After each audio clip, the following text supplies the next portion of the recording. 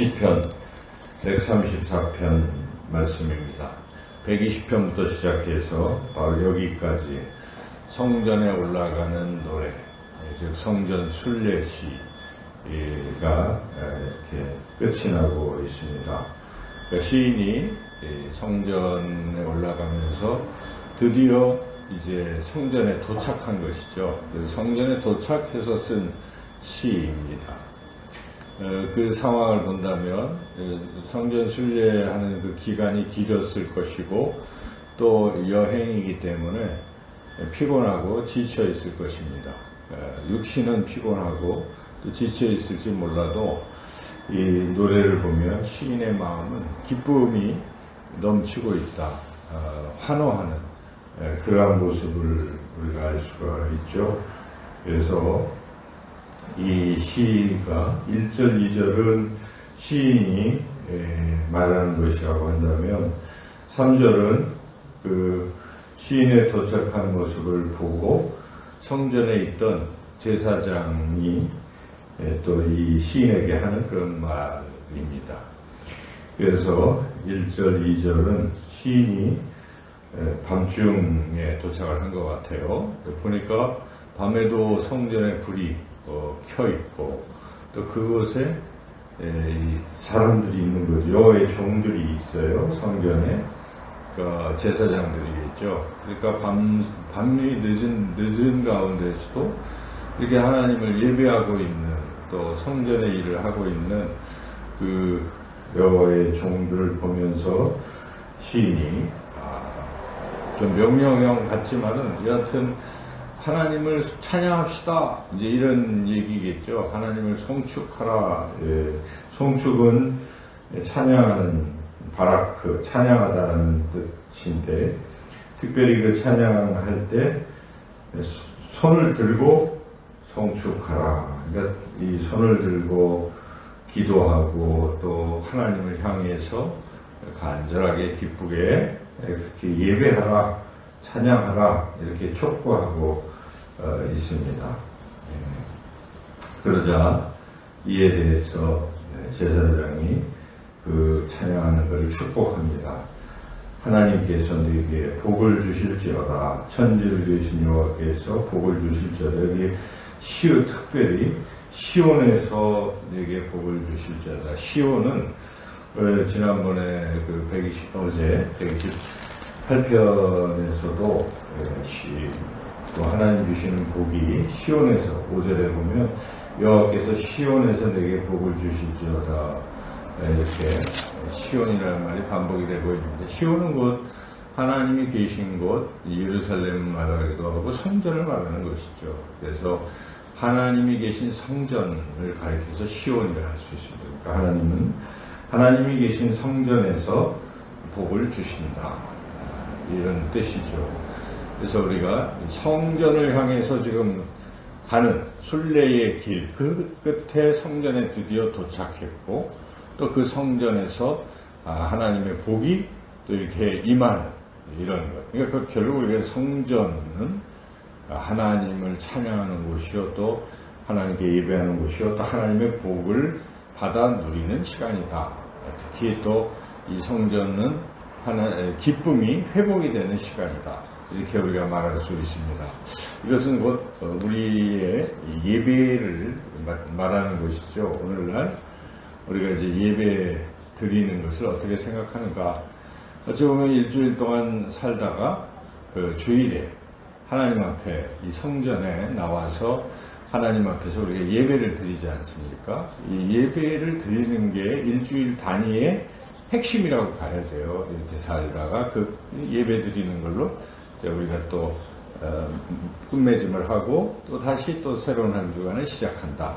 이렇게 생각할 때 우리가 한 주간 동안 예배 드리는 그것을 사모하고 그것을 기다리고 또한 성전에 나와서 예배 드려야 할 것입니다. 그래서 그 예배 드리는 시간을 통해서 우리 마음이 기쁨을 얻게 될 것입니다. 하나님이 우리에게 그 기쁨을 주시는 것이기 때문에 그렇습니다. 그래서 예배에 힘써야 되고 예배를 드릴 때는 시인이 두 손을 들고 무릎을 꿇고 하나님 앞에 송축하듯이 그렇게 최선을 다해서 예의를 갖춰서 예배를 드리는 것 같이 우리도 그런 태도로 하나님 앞에 나와 예배를 드려야 할 것입니다. 그렇게 예배 드릴 때 하나님께서 시온에서 복을 주실 것입니다.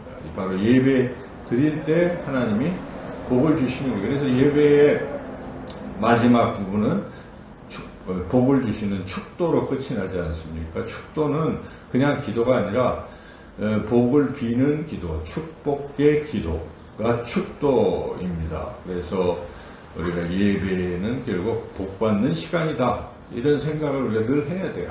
예배 드릴 때 하나님이 내게 시온에서 복을 주시는구나. 예배 드릴 때 나의 심적인 상태도 회복이 되고 영적인 상태도 회복이 되고 육체적인 부분도 치료가 되고 또 문제도 해결이 되고 또 소망을 갖게 되고 믿음을 갖게 되고 이런 복이 임하게 된다는 것이죠. 좀 더 이 복을 구체적으로 생각해 본다면 결국 오늘날은 이 성전은 곧 예수님을 말하는 것이죠. 예수님.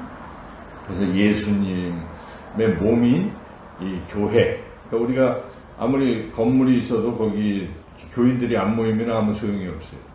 교인들이 모였을 때 교회라고 할 수가 있기 때문에 주일날의 예배는 교인들이 모여야 예배가 되는 것이죠. 한 명이 나와서 예배 드리는 것보다는 모든 성도들이 다 함께 그 교회의 성도들이 다 함께 하나님 앞에 나와서 예배를 드리는 것, 그때 주님의 몸된 교회를 통해서 하나님께서 이제 복을 우리에게 주시는 것이죠. 그 복은 예수님이 주시는 복이니까 예수님은 우리에게 두 가지 큰 복을 주십니다. 하나는 구원의 복, 또 하나는 풍성함의 복입니다. 그래서 예수님께서 요한복음 10장 10절에서 내가 온 것은 너희로 하여금 복을 구원을 받게 하고 그리고 또 구원의 복을 받게 할 것이다 하기 위함이다. 그래서 양으로 더 풍성케 하려 하신다. 구원할 뿐만 아니라.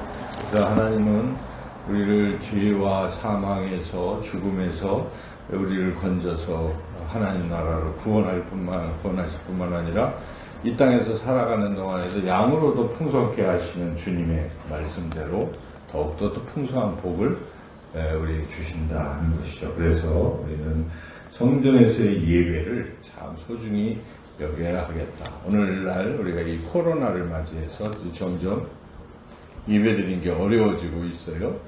그래서 정말 믿음이 있는 사람들은 그리스도 예배를 드리는 거죠. 하나님 앞에. 물론 우리는 방역에 더욱 철저히 해서 예배를 드려야 하지만 예배를 그렇다고 안 드리면 안 되는 것이죠. 코로나가 무서워서 예배를 안 드리기 시작한다면 어떻게 되겠습니까? 오늘 아침에 제가 새벽에 뉴스를 잠깐 틀어보니까 지금 강원도에 이 휴가철에 막 사람들이 푸르르한 거예요. 근데 보니까 마스크도 안 쓰고 그러고 있는 것이죠. 그래도 그게 좋으니까 뭐 하면 안 되는데 좋으니까 거기 나와서 지금 그러고 있는데 예배당은 텅텅텅 비고 예배 드리는 것은 위험하고 교회에 가면 코로나 걸리는 것처럼 생각하는 것은 이것은 매우 적절하지 못한 것이죠. 그래서 우리가 이럴수록 방역에 힘써서 그러나 예배만큼은 내가 드리겠다 이런 마음으로 우리 생활을 해야 되는 것처럼 우리 영적 생활을 중단해서는 안 됩니다. 물론 같이 식사를 하거나 또 소모임을 갖는 것은 정부에서 금하는 것이니까 우리가 그것은 하지 않더라도 정부에서 예배 드리는 걸 금하는 건 없어요. 예배는 공적 예배 외에 뭘 하지 말라고 하는 것이죠. 왜냐하면 교회의 핵심이 예배에 있는 것을 알고 있는 것입니다. 그런데 정부에서도 그걸 허락하고 있는데도 우리 그리스도인들이 두려워서 예배를 안 드리겠다고 하고 그러고 있다면 참 앞뒤가 안 맞는 것이죠. 예배는 안 드리고 밖에 나가서 식당에서 식사하고 어떤 게 더 확률이 높겠어요. 하나님께서 예배 드리는 우리를 기뻐하실 것입니다. 그래서 이 시인 그 피곤하고 지쳐있지만 성전 순례의 끝자락에서 드디어 성전에 도착해서 기뻐하고 환호하면서 자기가 감히 제사장들 보고 하나님을 예배하라, 송축하라 이렇게 외치는 그 외침은 정말 예배가 사모했던 이 예배, 소중한 예배임을 드러내고 있는 것이고, 이에 화답하여 제사장들이 하나님 시온에서 하나님의 복이 당신에게 임할지어다 하고 또 축복을 선포하는 이런 아름다운 모습을 우리가 상상하고 우리가 더욱더 예배에 힘쓰시는 저와 여러분, 그래서 하나님의 예비하신 풍성한 복을 받아 누리시는 그런 복된 삶을 살아가시기를 주님의 이름으로 축원합니다.